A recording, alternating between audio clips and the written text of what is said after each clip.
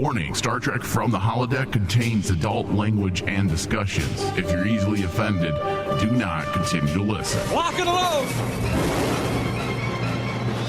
Fire!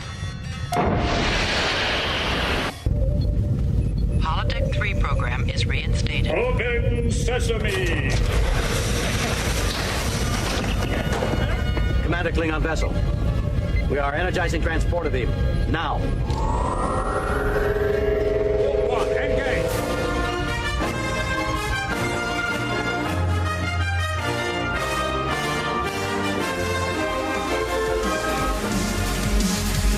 All right, hello, welcome everyone to Star Trek from the Holodeck. I am Michael Flores, the captain of the USS Rain Man Digital. And in the studio with me today and on the bridge is my science officer, Lieutenant David. Yay, I've been promoted. Yes, you're no longer an ensign. Just make sure you continue to clean up the holodeck after me. After you. And you keep it a secret. Wink, wink, what you see. And Well, you'll continue to climb that ladder of success. At least you're letting me use gloves this time. Yeah, you're like Nog. Not Nog. Who's the Nog's dad? Quark? No, Quark is the uncle. I've forgotten. Rom. Rom, that's right. That's who you're like Rom, David. All right. So, Dave, we are going to be going through a lot of Star Trek news today. A lot of things to talk about. Surprising, with 2 Star Trek news shows back to back over the last month, the fact that we can fill another hour of Star Trek talk with news and rumors is amazing. And it should signal that we are indeed in a great time when it comes to being Star Trek fans. How can you not be happy having this amount of news coming out your ass, essentially? Every day, something new pops on my feed about Star Trek. And I can't say the same thing 3 years ago. 3 years ago, it was dead. There was nothing going on in the world of Star Trek. So I'm happy. Now, just the other day, there was an interview, a quick interview moment that composer Jeff Russo had. And he says that fans... Are you ready for this, Dave? Okay. Fans would lose their minds over Noah Hawley's Star Trek movie. A movie that we're apparently not going to get. So, a Tarantino movie that would have blown us away. A Noah Hawley film that we would lose our minds over. Now, lose our minds over in a bad way? No, in a good way. So according to this article here, taken from TrekMovie.com, a year ago, the active Star Trek film in development at Paramount was a new concept from writer-director Noah Hawley. A script had been written, and the film was in the early stages of pre-production. Star Trek Discovery and Picard composer Jeff Russo was also on board, as he is a longtime collaborator of Hawley's and has worked on many of his previous projects, including his Emmy-nominated and winning scores for Fargo. Yep. But last June, the Hawley Star Trek project was put on pause by Paramount's new head of motion pictures. And earlier this month, Paramount staked out June 2023 as the release date for their next Star Trek film, although no details on the top secret project from producer J.J. Abrams have been revealed. But over the last year, Hawley has revealed a few bits about his Star Trek project, but it mostly remains a mystery. Okay, so they ask Jeff Russo, so you read Noah's script and you saw storyboards and that kind of thing? And Jeff says, I hadn't seen any storyboards yet, but I did read the script. And I had already started talking about what music was going to be. We talked pretty in depth. We always do that before a project. That's kind of a cool. That's a cool way of actually a creative team coming together. Is number one through the music and number one through the script. Yeah, I mean, like the fact that you had Jeff Russo and Noah Hawley kind of like being allowed to work together that closely, where Noah can actually give Jeff, hey, this is the script I'm going to work on. And Noah automatically, and Jeff as the composer, can automatically be thinking, okay, yeah, I'm not going to phone this in and try to just copy and paste anything Star Trek related into the score. I'm going to try to follow Noah's script. And I think that that's a really cool thing. I've never heard of that being done before, where you have two creative people from, like, I guess, two different departments in a way working that way. It's always been kind of like, for me, I've always thought the scriptwriter's onto himself, except if he's working with the director or the cinematographer, but never the music composer. Yeah. I mean, it would make sense, right? If you're trying to help the composer do a great job, I would think that he would receive that script, right away. Yeah. He understands what he's working with and the way of tone and, of course, the voice. So this interview, Dave, it continues, and the interviewer asks, so did you like the script? And he says, yes, it's great. It's interesting. Noah, as a writer, is extremely visual. So whenever I read one of his scripts, it's always extremely inspiring to me. He says, from a story perspective, let me backtrack. The interviewer now says, you are a real Star Trek fan. You have said you were excited about the project. He has described it as something different. It wasn't going to be another Kelvin movie, but his own thing. And see, that's interesting. Finding out that, at least confirmation that it wasn't going to be a Kelvin movie. Yeah. Honestly, Dave, I think that might have been a mistake. In my own humble opinion, like, we need to continue the Kelvin timeline. If you were to just say, hey, here's a new Star Trek movie, and you then present it to the audience without any explanation that we are now back to the prime, it would just feel very weird, and we wouldn't quite know where we're at. Even the mainstream understands the Kelvin movies.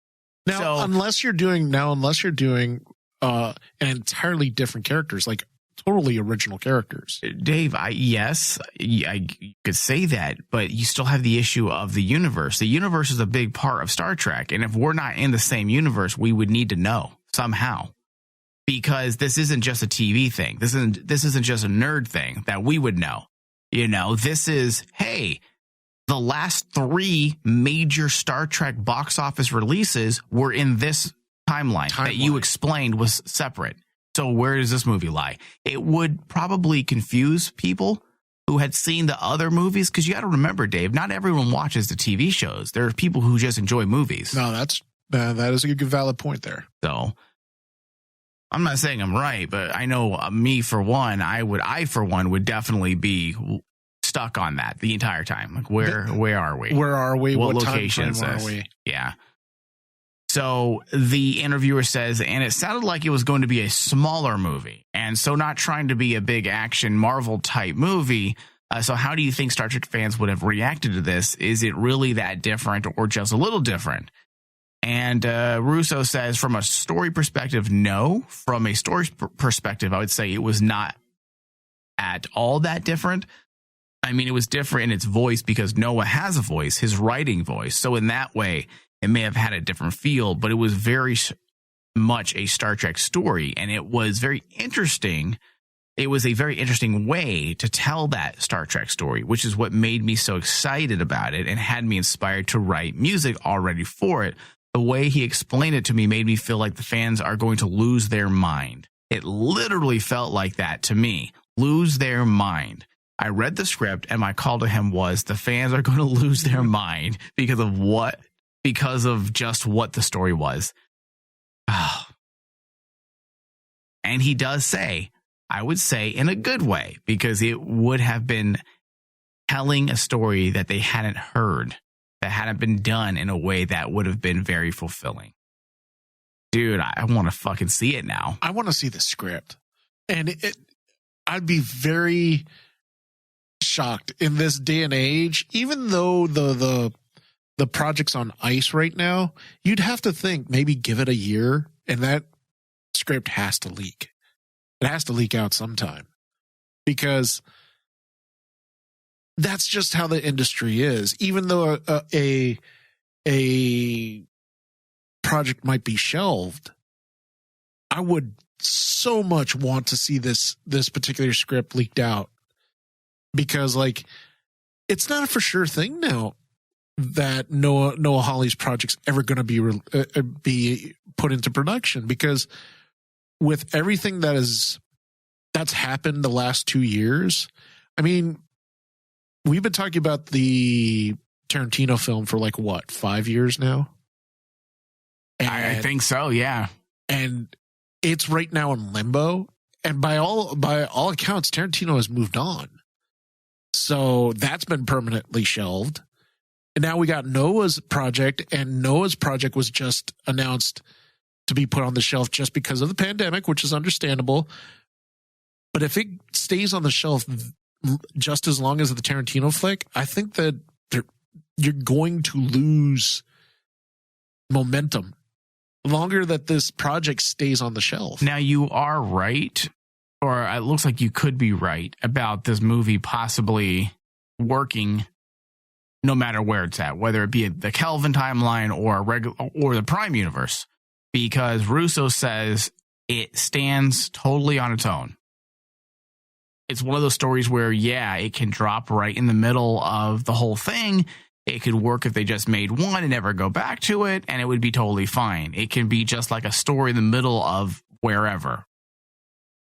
Can you that makes me wonder. That makes me wonder if Noah Hawley just made a Star Trek movie that has no ties to the Federation, and well, it's not Star Trek then. If it's not Federation or Starfleet, you think? Yeah, Dave, you got it. Look what they did that with Picard, and how well did that go over with a lot of Star Trek fans? That is true. It's not really even Star Trek. But I mean, if you did say a movie, I know it's been a joke of Tarantino's doing an entire movie of Klingons.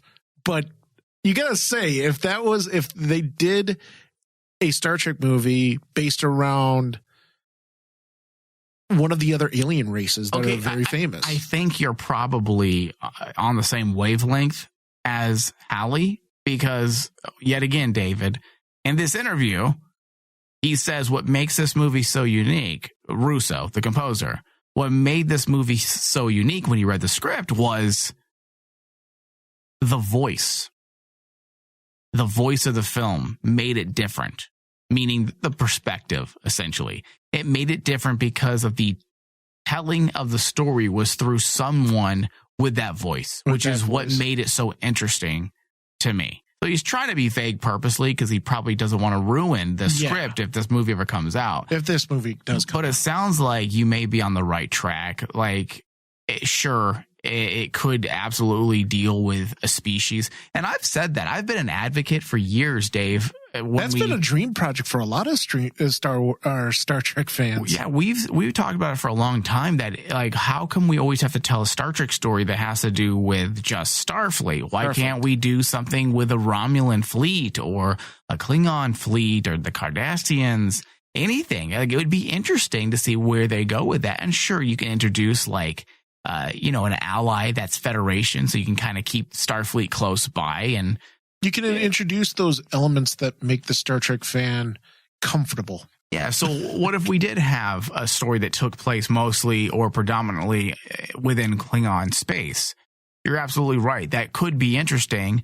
Again, if you stick to the themes and motifs of Star Trek, then anything could work, essentially, I suppose. I feel like the reason why Picard didn't work, and I don't want to get too negative, is because it didn't really have the things, the elements, those themes and motifs that make Star Trek Star Trek. Because, yeah, you could probably throw Picard in the middle of a jungle on another planet and never even go into space. And if you have the right writer, it would feel 100% like Star Trek.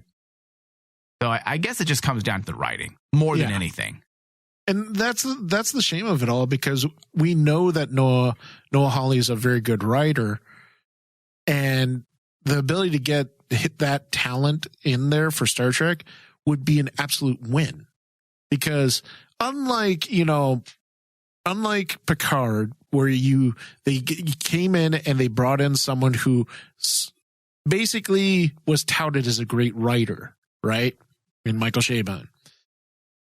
The problem with Chabon was he did not have any talent for script writing. He didn't have the talent to actually write for television and for film. Noah Hawley does. He does have the talent for it.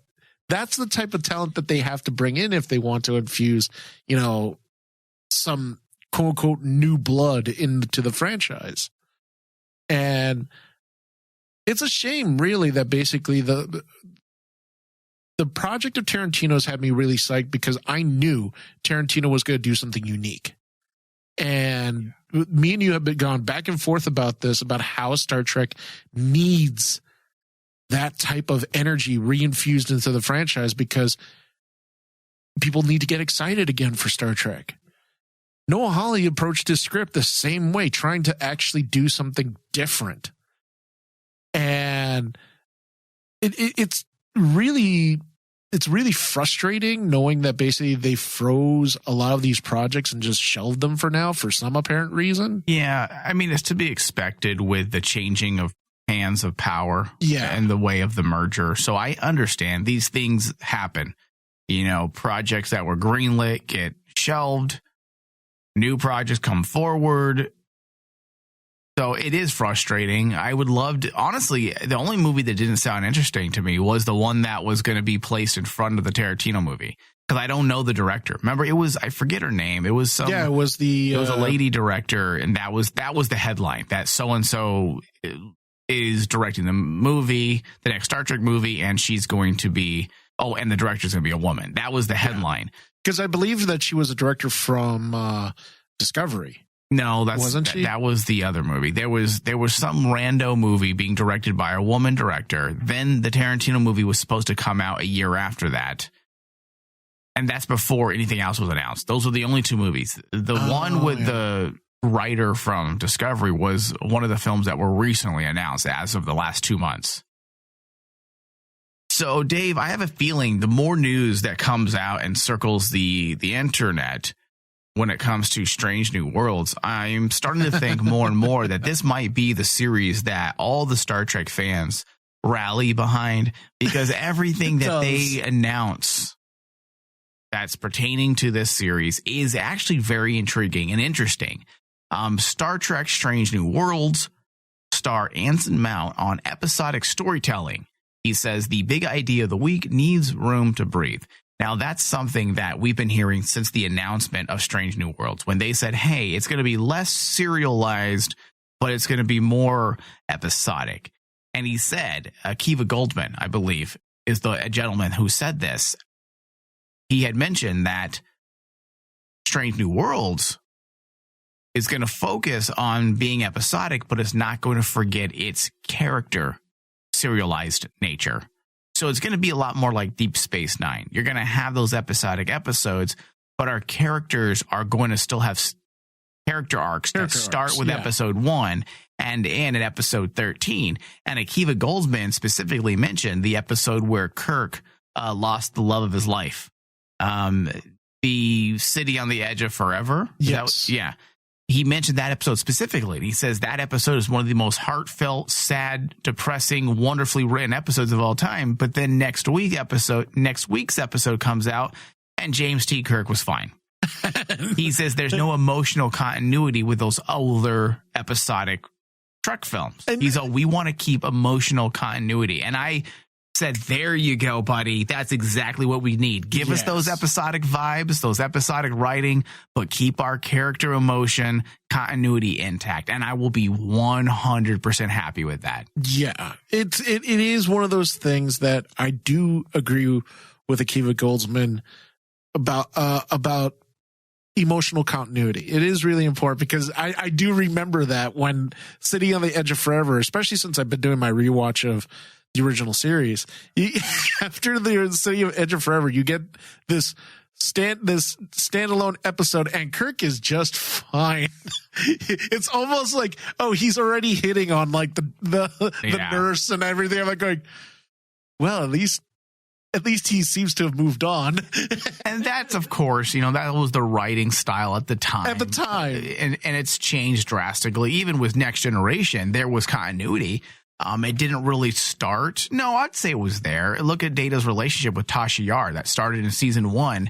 And even though she died, he maintained this connection. He maintained the connection, yeah. And this, she continued to play a part in Data's, development as a character. So there was that emotional continuity there. And that's what helped Next Generation feel more innovative as a TV show at that time. You got to remember that came out in 1986. So and I think if Strange New Worlds takes the lead from that, I mean, if you follow, better yet, take a little bit of Deep Space Nine, take a little bit of TNG, a during little bit that of Voyager. era. Voyager did great with those emotional continuity moments, and Enterprise did a pretty damn good job with that as well. Oh, so if they're following the greats, you know, specifically Deep Space Nine's style, then please give us those episodes, Akiva Goldsman. I'm super stoked. So yes, I'm soaked. Yes, I am wet, but I'm also stoked, Dave.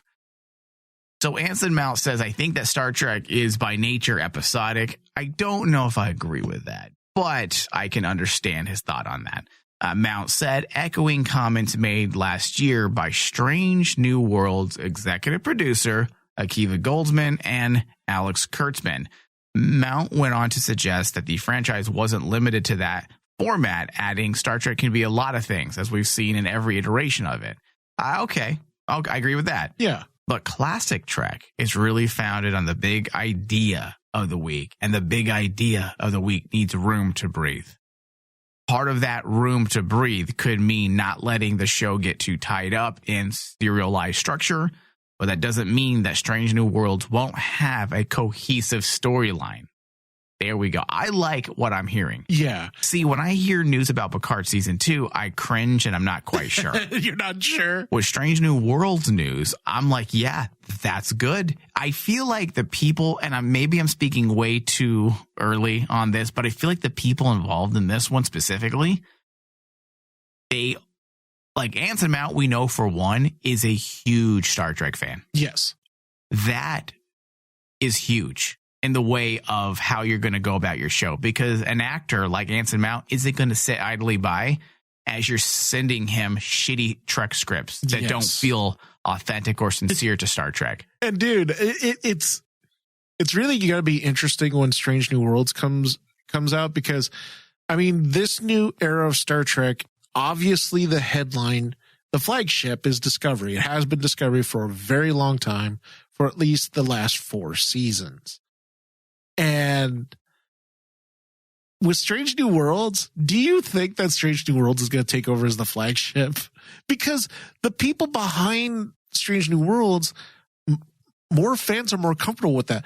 More fans are comfortable with Anson Mount and Ethan Peck and all of them against saying, okay, you take us into the new era of Star Trek. Meanwhile, they're looking at like the guys from Discovery going, we're not still sure about you, even though it's been like three to 4 seasons now. Yeah. I don't know. I think you might be right. Discovery allegedly only has 2 more years. There has been a rumor that's been circulating for quite some time now that Kurtzman plans to end it at 5. That he always has. Personally, I feel like that would be shitty on his part, especially since Discovery's finally getting its legs. Yeah. Let them breathe a bit. Speaking of breathing, let the show continue to get used to itself, make those adjustments. And based on season 4,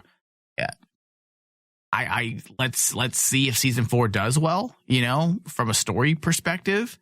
And depending on where we're at by the end, then I can't definitively say, but as of right now, I would like to see several more years of Discovery to see where it ends up. Oh, absolutely. But if they end up going to, you know, in line with the alleged rumors I've heard, then, or the rumors that allegedly say it was going to be ending at 5, then I can definitely see Strange New Things squeezing in and becoming the flagship. Yeah. The flagship of Star Trek. So Mount continues to say that there will be emotional serialization. There will be 2-parters. Oh, bring back Roddenberry's wife's voice, please. Oh, they have to. And now the continuation. And now the conclusion. That's what she said. Yes. There will be larger plot arcs, but it really is back to the model of Alien of the Week. Oh, I'm so fucking excited for this. See what I mean? I mean, this is the series that all Star Trek fans are more or less excited about. Dude, I'm really, really pumped for this series. Yeah. And it's making me scared because I don't want to be. I don't want to be let down, David. Please, don't do this to me. Star Trek gods. Have some mercy on a fan's soul. Yes. But here's the thing. I'm really excited about this, and I have faith in the creative crew that they got behind Strange New Worlds. You know, they have a fantastic cast already lined up. We already get this idea that this is going to be telling the untold tales of the Enterprise pre-Kirk. Who would have thought we needed this? I mean, someone told me this 5 years ago. I'd be like, nah. Oh, yeah. Remember it a long time ago, in a lot of the shows that we covered, me and you were totally against them constantly going back to the well and doing prequels. We need to move forward. We need to move forward with the timeline. I think that today, just with how the franchise needs a pick-me-up, I think Strange New Worlds is it. You know, Discovery, I thought last season was going to be that pick-me-up. I honestly felt, all right, Discovery season 3 going to be coming in, and it's going to like just be gangbusters. And it was a good season. It was a good season, but it wasn't like, oh my God, was that awesome season. It wasn't the gangbuster season I was expecting, especially for Star Trek fans everywhere. Strange New Worlds, the more I see the news, and then the more I see actually people talking about it, especially in the forums and in the comment sections and everything about it, no one's saying bad things about Strange New Worlds. Instead, you're seeing a lot of Star Trek fans saying, oh, I'm so glad we're getting Anson Mount as a captain. We're getting Captain Pike back. We're getting Spock. We're going to get to see if Ethan Peck can carry on the legacy of Spock.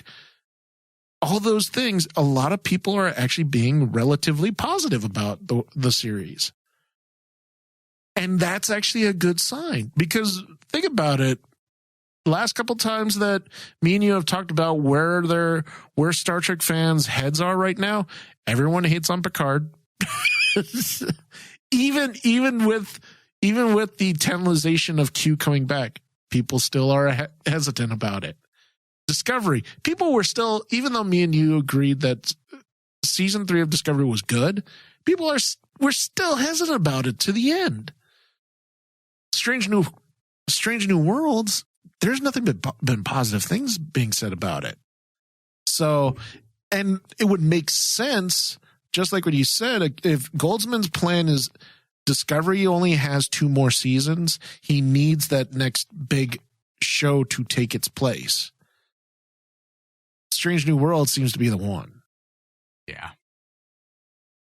I don't think it's Picard. No. Well, also, I think they're done after season 2. I think that was the plan from the beginning. 2 seasons.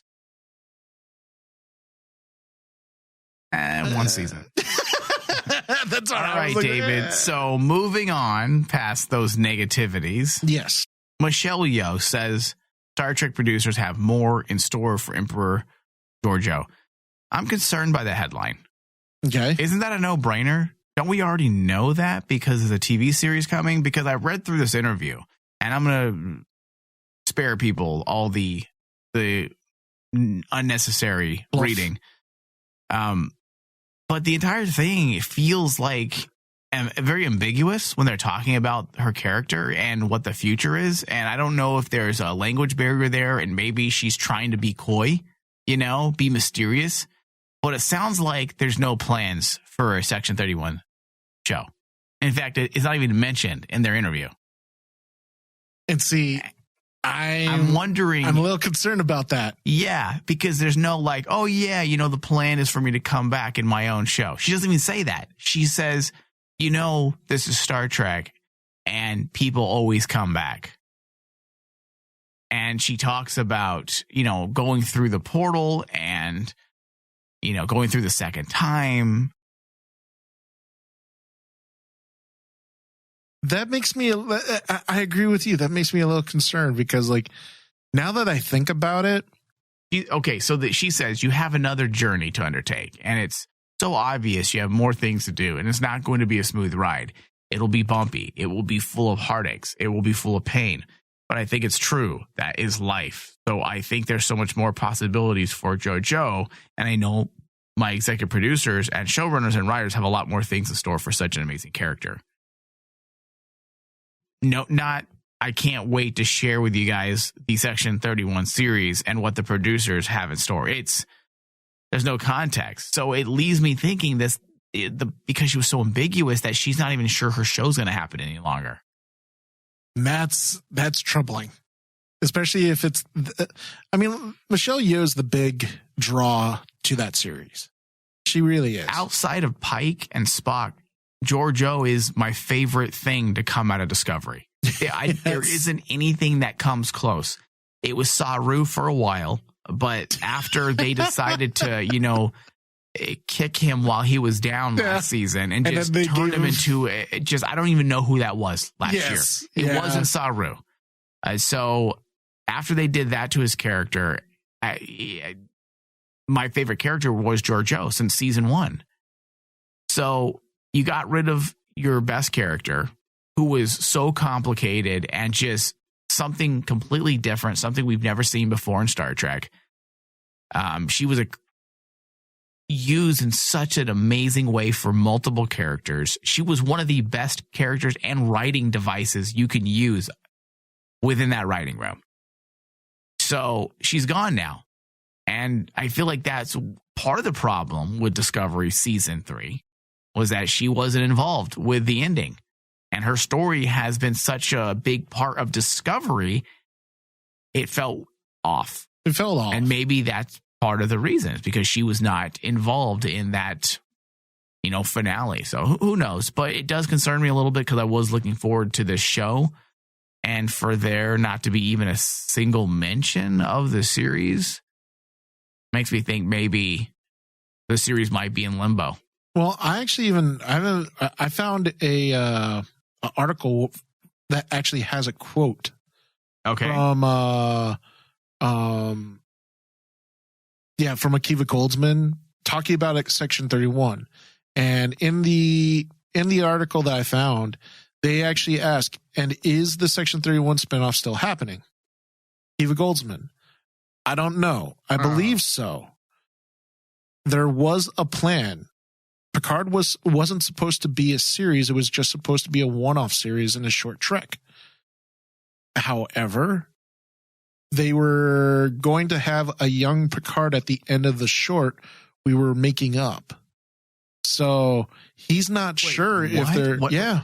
Wait, hold on. What's this thing about a Picard short? What? Well, apparently Picard was only supposed to be one season, right? Yes, I heard that. We all knew that.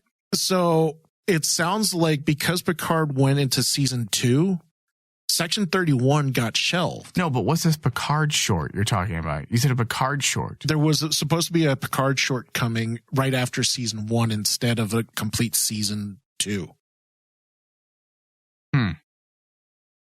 Interesting. Well, maybe they realized they needed to fix some of the damage. Damage. Especially after hearing about some of the rumors that Picard himself, Patrick Stewart, wasn't happy with the reception of the first season. But I don't think he's ever done anything with a Rotten Tomato score of 20%. 20%. I think that's where it is now on Rotten Tomatoes. It probably bothers him because he's known as this renowned actor, who does such a great job with everything he does, and now he's in a series that's rated really bad. So maybe it bothers him that his legacy is going to be tarnished at the end of his career. And maybe that's why they pushed for season 2. Yeah, possibly. And in doing so, if that quote's right, then Akiva Goldsman's not even sure if they're going to do a Section 31 series because of Picard season 2, then that basically really does put the idea of Michelle Yeoh, going back to the article we were discussing, Michelle Yeoh being in a Section 31 series pretty much in the air, which is sad because I agree with you. As like me and you were on the same page about wanting to see Georgio in her own series because she was that good in Discovery. She was arguably the one character in the series that made us care for Burnham. Because she was part of that whole trifecta of brilliance that me and you have always said that's in Discovery. And the way Michelle Yeoh's character developed within just 2 seasons was some of the best character development I've seen for a Star Trek show. And then suddenly when we get to season 3 and you get to the mid-season finale, not the finale, the mid-season finale, and wrap up her series and just shuffle her off into the time nexus where Carl sends her. It's going to be one of those itches that if they don't go back to it, I think it's going to be a big letdown for Star Trek fans. Yeah. All right, Dave, let's go to a quick break. And then when we get back, we have some Picard news to get into for season 2. We'll be right back. Black alert. Black alert. Free stuff is awesome, but free stuff that will spice up your bedroom is even better. Just go to adamandeve.com and select almost any one item for 50% off, and then we'll load on the free stuff. Just enter this very exclusive code, RAINMAN, at checkout, and you'll get 10 tantalizing free gifts, including a sexy item for him, a special toy for her, and a third item you'll both enjoy. And 6 extra special bonus items that are sure to rev your engine, pique your curiosity, and even blow you away. Plus, free shipping! Always sent in discreet packaging. Go to adamandeve.com now. Get 50% off plus the 10 free gifts when you enter the exclusive offer code RAINMAN. Again, that's RAINMAN. Because without it, no free stuff. That's RAINMAN at adamandeve.com. All right, welcome back, everyone, to Star Trek from the Holodeck.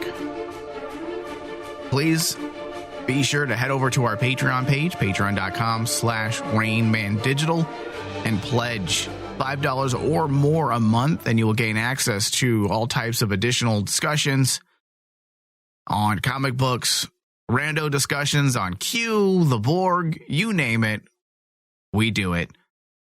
Also, if you want to take advantage of our pre-show option, you can pledge $3 a month and gain access to all of our pre-shows that we do before our regular Star Trek discussions. It helps you and it helps us. It's really the only way we can stay on the air doing these shows each and every single week, right, David? Oh, yeah. All right, Dave. So the next bit of news here, and I'm losing my voice for some reason, so everyone please bear with me here. Because you're going to lose it even more? Yeah. So Star Trek Picard boss reveals one lesson learned for season 2. And I suppose this is good news.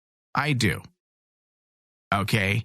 Now, he says it's more like a movie in that way. His little preview. Star Trek Picard season 2, recently started production for its highly anticipated second season and is looking to rectify some of the things it got wrong in its first run. The follow-up to Star Trek The Next Generation, season 1 was lackluster. Okay, hold on here. Star Trek Picard boss Akiva Goldsman revealed an important lesson that the production team learned from season 1 and how it's helped them create the story for new episodes. We figured out the end early. That's the big difference. That's the big difference. If you're going to do a serialized show, you have the whole story. You have to have the whole story before you start shooting. So that's what he's doing. And David, and I'm happy that they're doing things the right way. First off, you don't write TV that way.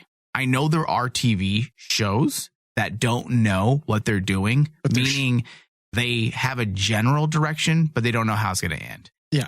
Number one, if I was the producer and that's on that TV series, I'd be like, you guys don't fucking start shooting until you know your fucking ending. So I don't care how you did business over on this show here on CB fucking S, but here at Fox, this is how we do it. This is how it's done now. I don't care if you didn't know your story at studio, I don't give a fuck. At this studio, where I'm in charge, you're going to know your story before we even shoot. Period. Now, David, I posted this on my Facebook page after I read this. Yes. And I'm just going to read what I wrote. Okay. This is like the 5th time they've publicly admitted that they did not know their ending until later. The previous showrunner stated in multiple interviews that it wasn't until midway through that he understood what he wanted the story to be. Midway through. Seriously. Sounds like a bright bunch. Makes you wonder how a bunch of mooks can fake their way into getting hired to write television. The new showrunner said that the plot was overly complicated last season. Complicated. And I write, dude, your story wasn't overly complicated. It was murky and incoherent due to not knowing what your story would be until it was far too late. Complicated would mean that there was a path that you guys were taking. Well, no, David, to the end. That would mean complicated. The ending of the whole story of Picard season 1 is not complicated. How is it complicated? I believe I did this on a show several months ago. This is the story. How is this complicated? Data apparently has offspring. Offspring is now a target to be assassinated. Picard gets involved. Girl leaves her home to go find her home. Story's done. And story's done. How is that complicated? How is that complicated? That's not complicated. That was my problem with the show. It was so fucking simple. Now, the stories within the story, the things that govern each episode, were at times a little convoluted and heavy. But the overall plot of the series as a whole, season 1, was so simple and anticlimactic. Yes. And that's what happens when you don't know your ending. So at least Akiva Goldsman, and this does make me feel better because I'm actually a fan of Akiva Goldsman. This guy is a television veteran. He is really good at what he does. And maybe this is his way of being diplomatic about season 1 because he probably knew there were problems. So when he says, we know our ending early, he obviously realizes that what Michael Chabon did was not a good call. The fact that Michael Chabon didn't know what he wanted the story to be until midway through, that is, if I heard someone admit that and I was a studio head, I would fire that guy immediately. And I'm not being a dick here. That's what you should do.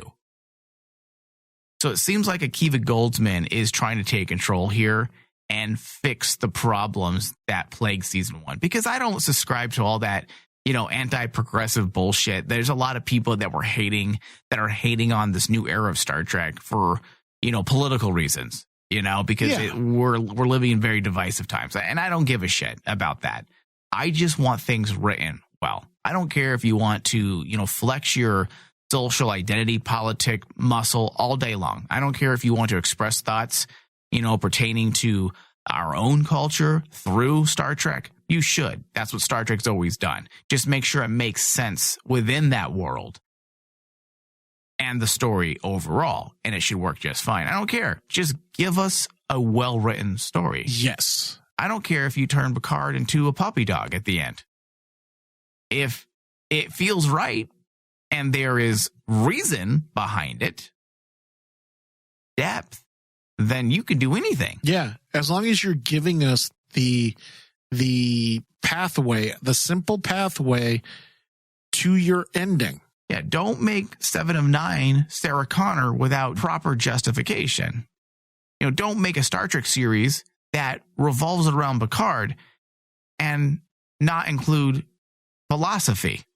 Or not even make it about Picard, because at the end of the day, the series wasn't even about Picard. No, it wasn't. It was about Data. That was it. Data's legacy. It's not Picard's legacy. So what was the whole point of actually calling it Picard? What's the whole point of actually bringing in Picard? Yeah. Because that is the questions that when you start asking questions like that, then you start seeing how bad the writing was for season 1.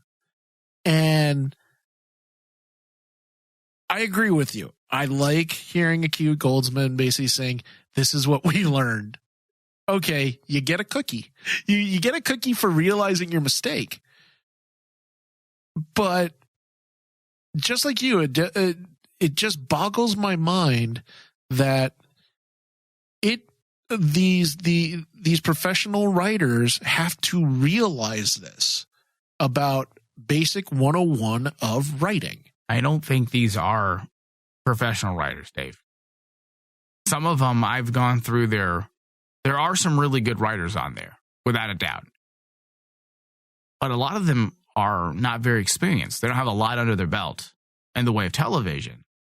And that has been part of the problem. Luckily, Discovery has benefited from some really good talent for the most part. And then with Michelle Paradise coming on, that show's managed to really just find itself in many ways. It still has some work to do, but overall that show feels just fine, even though for the most part, you have a lot of young, fresh talent in that writing room. So it comes down to leadership and knowing your story. Now, a Goldsman spoke on how some viewers have criticized Picard and Star Trek Discovery for being overly complicated, which I do not understand that argument. I don't think it's overly complicated at all. No. Admitting that it's the responsibility of the writers to make the storyline and character development easy for the audience to understand. Now, of course, it's a little more complicated than the 90s Trek because we're in different times. We can't write simple stories and expect people to gravitate to them. We're different as an audience. We have a different type of appetite. It wouldn't work well. And you as a Star Trek fan may think you want that, but if they were to give that to you, it would feel very dated and it just feel very dated. Yeah. So Goldsman said, after season 1, I started trying to excavate this Picard idea. But no, I think where our storytelling is complicated, if it is frustratingly so, it's just our own fault for not doing it well enough. So he takes the blame. in a roundabout way. No, see, and this is why I feel a little bit better. It seems like he understands whether we see eye to eye on what the problem was with Picard. If you have the showrunner who took over for season 2 actually admitting some of these things, that means he understands there was a problem. Yeah. And that makes me feel better because Michael Chabon is not involved in the day-to-day. We have Akiva Goldsman. No, he's executive producer, and that's it. Yeah, that's it. He's not involved in the day-to-day. The showrunner has the final say, which is Akiva Goldsman now. So knowing that he is saying these things openly, Akiva Goldsman is a veteran talent of TV, big career, good career, and now he's expressing these thoughts so candidly, I do feel better about season 2.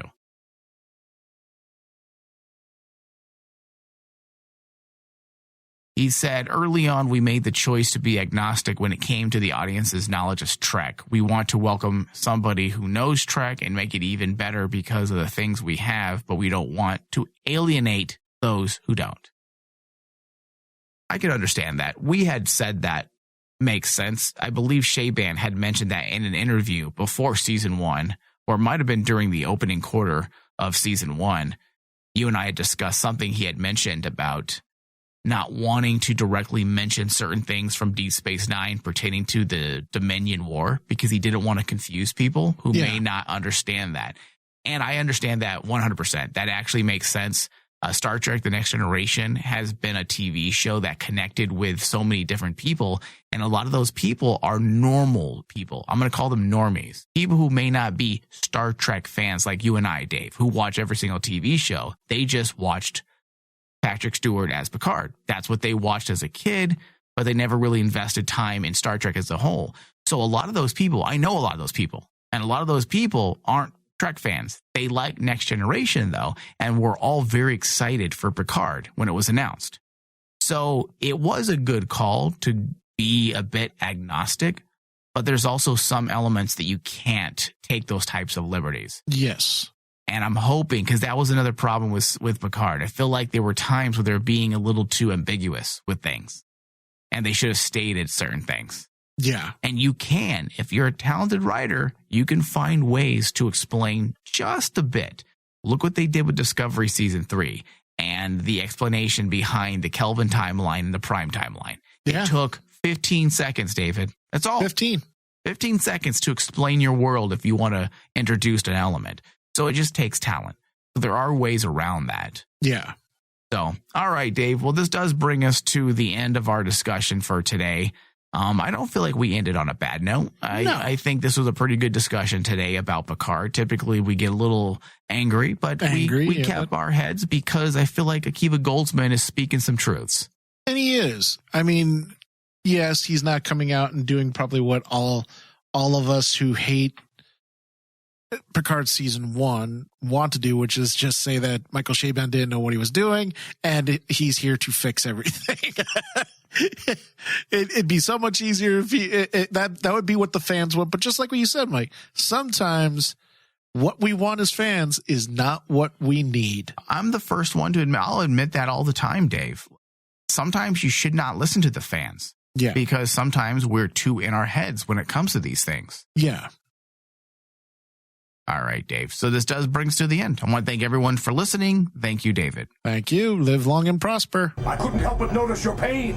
My pain? It runs deep. Share it with me. End simulation.